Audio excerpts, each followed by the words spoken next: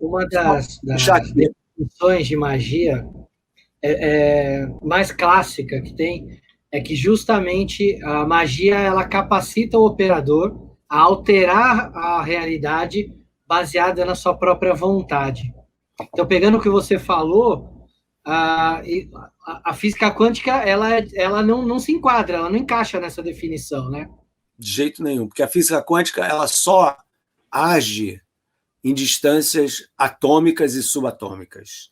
E a nossa realidade, a realidade com que a gente pensa, e o nosso pensamento também, mesmo que tenha tido algumas pessoas aí que, até pessoas bem conhecidas, que falam que o nosso pensamento tem um fundamento quântico, o nosso pensamento não tem um fundamento quântico, quer dizer, a essência da consciência humana, ela é praticamente toda clássica, entendeu? O que tem de quântico lá é muito pequeno. Então, o que é importante a gente entender é que esse tipo de apropriação da ciência de ponta para você explicar certos desejos esotéricos é muito mais antiga do que a física quântica. Entendeu? Isso daí é uma coisa que faz parte da história do conhecimento da humanidade, já que é o nome de vocês. Se vocês olharem para a história, por exemplo, eu escrevi um livro chamado O Fim da Terra e do Céu, ok? E esse é um livro que também foi bem conhecido e tal. Nesse livro eu conto como que a relação da humanidade com os mistérios do céu, os eclipses, as chuvas de meteoros, e arco-íris, e um monte de outras coisas que acontecem. Por exemplo, a conjunção que está tendo agora entre Saturno e Júpiter, né, que a gente está falando, é a estrela de Belém que voltou. Pois é, essa era a interpretação.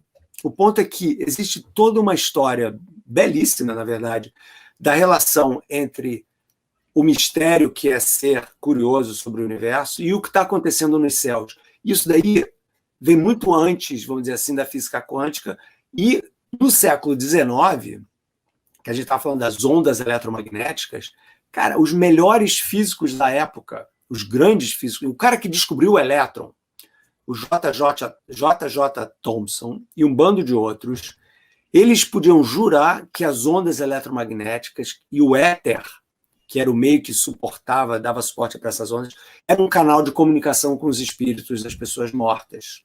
Então, vários físicos vitorianos, os melhores, faziam sessões espíritas porque eles acreditavam que existia uma relação entre as ondas eletromagnéticas e o mundo invisível dos espíritos. Okay?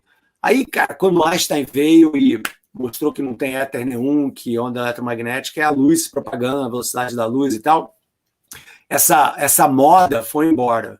Mas por que eu estou falando? Esses exemplos mostram que a tendência atual ela não é a primeira vez que isso acontece. Quando você tem uma ciência que tem um canal, vamos dizer assim, de misterioso, a gente não sabe o que está acontecendo nos céus, então os céus são mágicos.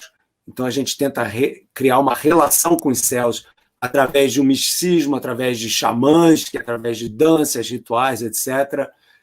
A gente não sabe o que é essas ondas eletromagnéticas, o que é esse éter. Então, quem sabe isso tem a ver um pouco com o mundo após a morte, né? Que é uma das coisas que obviamente sempre fascinou o Frankenstein, né? Outro exemplo, usando a ciência de ponta da época, que era o fato dos nervos serem transmissores de correntes elétricas que mexem os músculos para, de repente, fazer com que a ciência resolva o problema da morte, né? Que é o problema perene da humanidade, né? Você ser vivo é você saber que um dia você não vai mais ser vivo e, portanto, como você vai lidar com essa questão, né? Então agora a física quântica meio que está pegando esse papel, sabe? Tipo, essa é uma física que tem vários aspectos complicados, por exemplo, essa dualidade partícula-onda, o fato dela ser probabilística, o fato de você ter uma relação entre observador e observado, que é realmente interessante. O fato da gente não conseguir ainda interpretar exatamente o que é a física quântica, o fato dela ter feito no gato de Schrödinger, que a gente não comentou aqui, de você poder criar superposições. Eu falei de elétrons, mas se você pegar numa caixa e colocar um gato que pode estar morto ou vivo ao mesmo tempo, então ele está morto e vivo igual, tem a probabilidade de estar vivo ou morto ao mesmo tempo. Então, quando você extrapola, do muito pequeno para a nossa, vamos dizer assim, esfera de atuação, você percebe que você tem esses paradoxos estranhíssimos, tipo o gato de Schrödinger, que foi o cara que inventou a física quântica.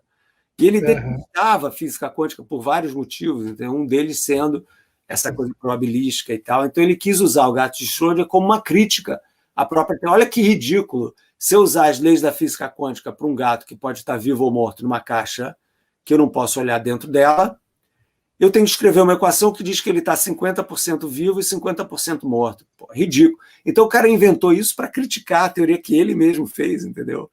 Então, por quê? Porque a gente realmente ainda tem uma dificuldade de interpretar a física quântica. E como isso é uma coisa muito importante, como toda a ciência, não só a física quântica, mas toda ela, biologia, depende da nossa experiência, do fato de nós estarmos no mundo através da captação, através dos nossos sentidos, do que a gente vê da realidade. O mundo quântico, ele também faz parte dessa experiência de estar no mundo.